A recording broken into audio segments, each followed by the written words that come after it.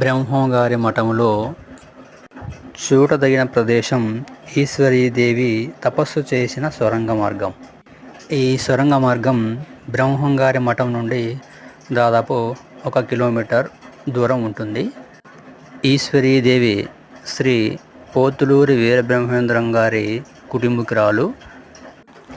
ఈశ్వరీదేవి తన 12 సంవత్సరాల పసరు వయసులో తపస్సు చేయాలని దీక్ష పూనుతుంది.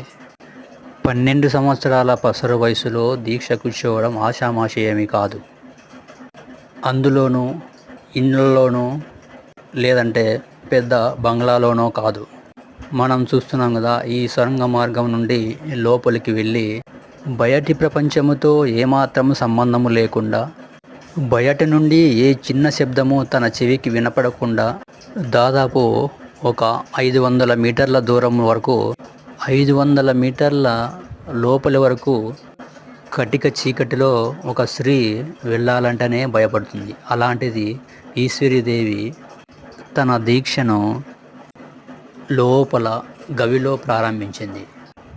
ఇప్పుడైతే మనం పెద్ద పెద్ద లైట్లు వేసుకొని వెళ్తూ ఉంటాం. అలాంటిది అంత చిన్న వయసులో తన దీక్షను, కఠోరమైన దీక్షను ప్రారంభించిందంటే ఆ ధైర్యమే ఆమెకు శ్రీరామ రక్ష.